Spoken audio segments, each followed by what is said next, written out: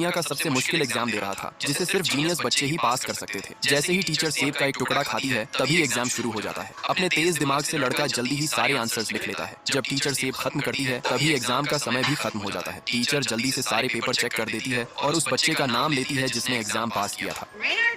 सब बच्चे हैरान हो जाते हैं क्योंकि सिर्फ एक बच्चे ने ही एग्जाम पास किया था। दुनिया भर के जिन बच्चों ने भी एग्जाम पास किया था वो दूसरे राउंड में पहुंच जाते हैं, लेकिन तभी टीना की पेंसिल गटर में गिर जाती है। इसकी दोस्त भी मदद के लिए नहीं रुकती, तभी रियार्ड इसकी मदद के लिए रुकता है। अगला एग्जाम शुरू होने में सिर्फ 1 मिनट बचा था, तभी रियार्ड अपनी पेंसिल तोड़कर आधी टीना को दे देता है। टीना बहुत खुश होती है और ये लड़के से वादा करती है कि वो कभी न कभी इसकी मदद जरूर करेगी। दूसरा एग्जाम शुरू हो जाता है और इस बार क्वेश्चन बहुत मुश्किल थे। बच्चे घबरा जाते हैं। एक लड़का तो इतने मुश्किल क्वेश्चन देखकर एग्जाम हॉल से ही भाग जाता है। यहाँ तक कि रियार्ड भी क्वेश्चन पेपर देखकर उलझन में पड़ जाता है, लेकिन टीना सारे आंसर्स लिख लेती है और उठते समय यह एक छोटा सा कागज रियार्ड की ओर फेंक देती है जिस पर सारे आंसर्स लिखे हुए थे। टीना रियार्ड की मदद का बदला चुका रही थी, लेकिन रियार्ड पर्ची को दूर फेंक देता है। ये ध्यान से क्वेश्चन पेपर की तरफ देखता है, तभी इसे एक सीक्रेट पता चलता है कि हर आंसर अगले क्वेश्चन में छुपा हुआ था। ये एग्जाम दरअसल ध्यान और समझ का था। जब टीचर फिर रिजल्ट की घोषणा करती है तो यह जीनियस लड़का फिर से पास हो जाता है। आखिर में सिर्फ 5 बच्चे ही तीसरे राउंड में पहुंचते हैं। इस बार कोई क्वेश्चन नहीं थे। इस बार इन्हें पूरे कमरे को काले या सफेद स्क्वायर पर पैर रखे बिना पार करना था। एक लड़की कहती है यह नामुमकिन है। यह सुनकर टीचर इसे फौरन एग्जाम में फेल कर देते हैं। अब एक दूसरी लड़की की बारी थी। ये एक रस्सी निकालकर इसे कमरे के दूसरी ओर के दरवाजे के हैंडल से बांध देती है और सावधानी से रस्सी पर चलते हुए कमरे को पार कर लेती है। अगली बारी एक तेज और फुर्तीले लड़के की थी। ये बिल्कुल स्पाइडरमैन की तरह कूदते हुए कमरे को बड़े आराम से पार कर लेता है। अब अगली बारी इस चश्मे पहने लड़के की थी।